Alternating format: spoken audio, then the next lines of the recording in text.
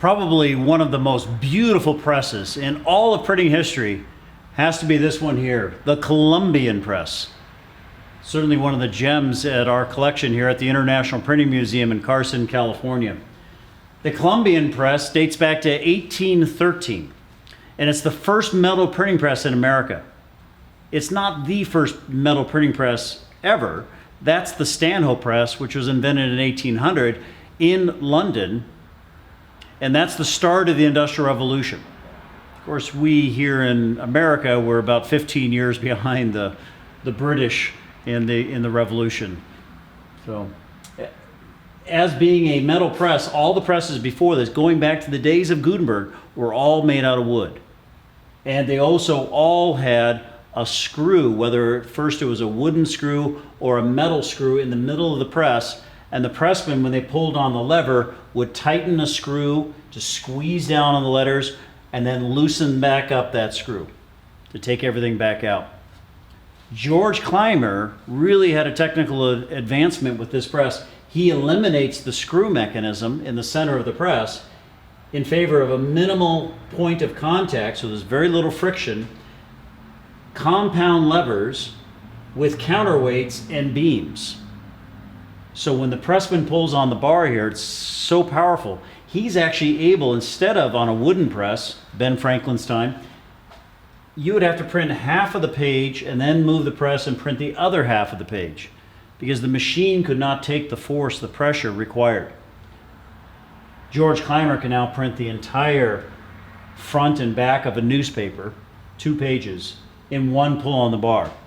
The press itself, all the bizarre ornamentation here was not typical of the time period. It was simply George Clymer's American marketing prowess, his sales technique to make sure you never forgot his machine. And you wouldn't. I mean, you'll forget his name. George who? George Clymer. You'll forget the name of his press by next week. The Columbian Press.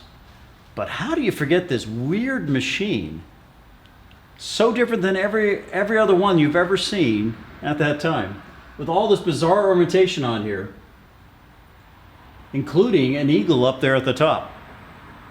Well, George Clymer actually had some problems selling it in America.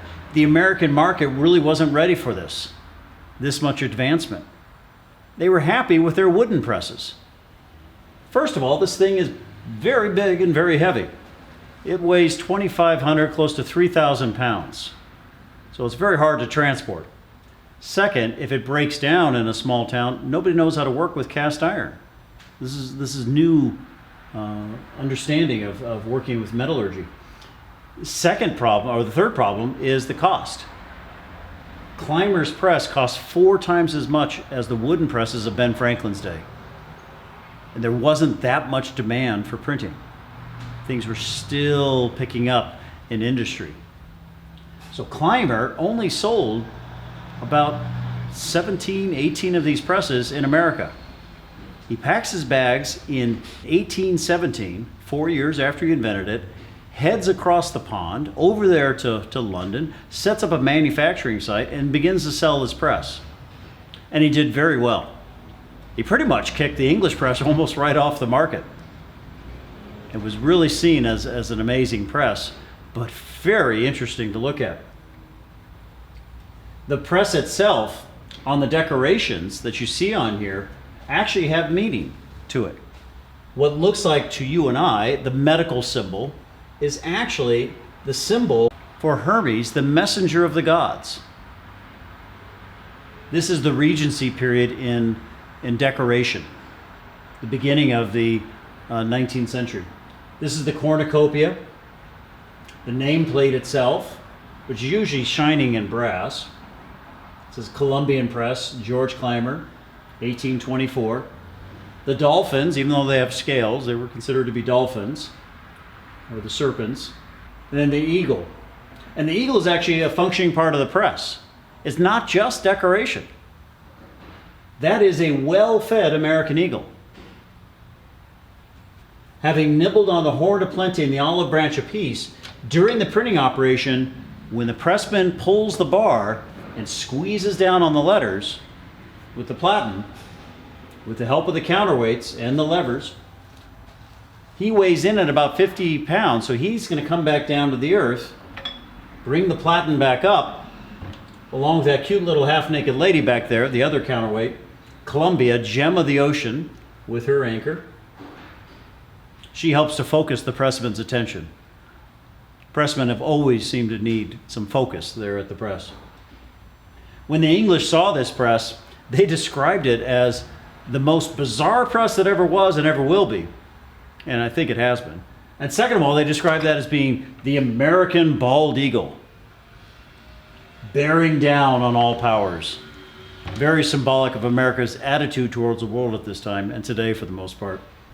Normally, two people would be operating the press. One would be standing on the opposite side, working with the ink, rolling the ink onto the letters. The other one, the pressman on this side, is going to be keeping his hands clean, working with the paper, pulling on the lever. Speed is about, well, in his advertising, he said this could do 200 an hour. Never believe your advertising, especially from an American. It's really about 100, 120. And I think that would depend on having two good operators. Then, of course, what hour of the day it was, what day of the week, and how liquid their lunch was, which does seem to be a problem in the printing trade. But the press did very well. In England, it really took off. You could still, it really became an English press versus an American press. You could still buy a Columbian press 100 years later, in the first half of the 20th century.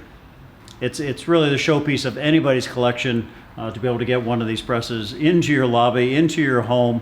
You just have to pay attention to the eagle, because there's been enough people that have brought a press into their house and then managed to inject the eagle into their ceiling, not realizing it. So even here at the Printing Museum, when somebody does some videoing here at the museum, and the eagle always disappears out of frame constantly.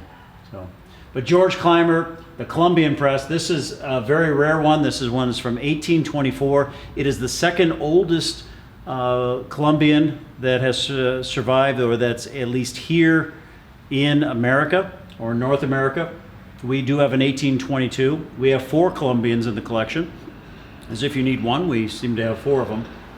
And Ernie Lindner, who built the museum's collection here over all those years, when he had the opportunity to acquire this one, he noticed that in the auction photos, this one had a linkage for the lever, for the hand lever, on this side and opposite the pressman. All of the Columbians before this point, before 1824, were always positioned on the opposite side of the pressman. All the Columbians after 1824 were always attached over on this side, closer to the pressman. And the one complaint early on about the Columbians was that when it was positioned on the opposite side, the position of that lever was in an awkward spot for the pressman. And so this particular one is that transition model. It's the only Columbian that has survived that has the casting still on both sides.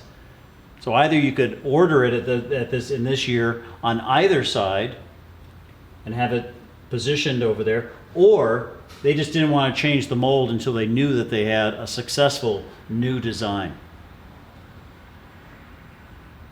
The Columbian is certainly the showpiece of anybody's collection. Certainly one of the showpieces here at the International Printing Museum.